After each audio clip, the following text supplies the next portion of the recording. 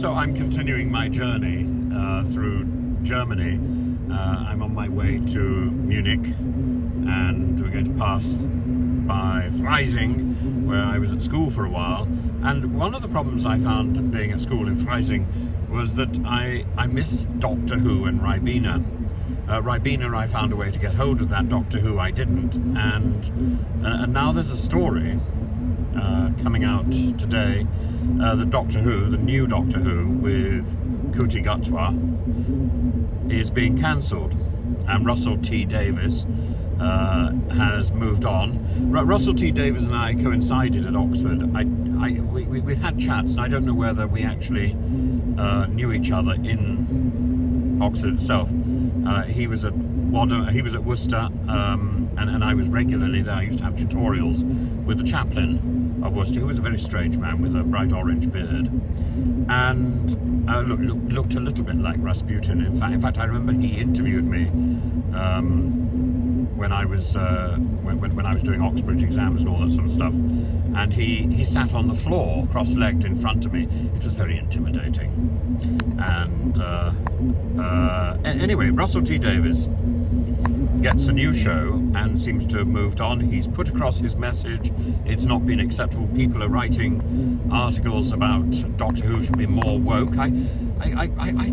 Surely when you're writing science fiction, it's not about being woke, it's about being entertaining, not about being inclusive. It's about doing good writing and doing good production. Well, the production elements of Doctor Who you can't really fault, can you? The wonderful episode where all the talking babies are running around the place, tremendous special effects and stuff, but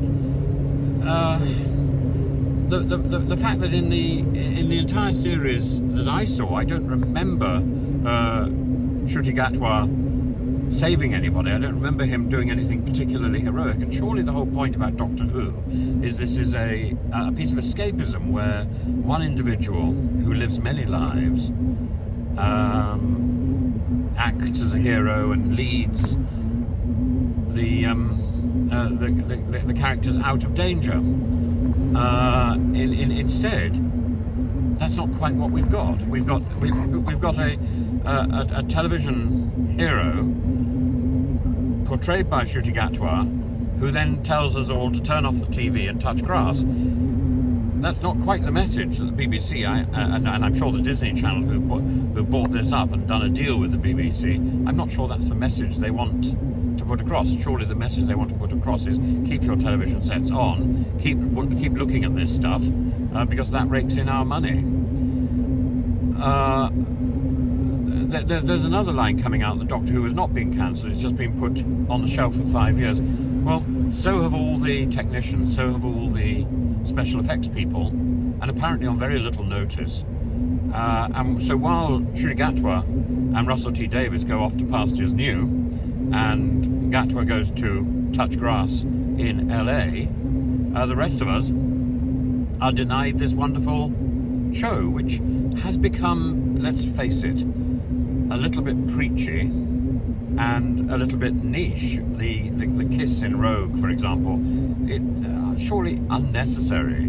And what we actually want is the dynamic eccentricity of the past, or at least some nod to that dynamic eccentricity, rather than the idea that eccentricity has to come with agenda and with kissing and with, you know, it's not kissing you switch the television on for Doctor Who, it's the Daleks and exterminate and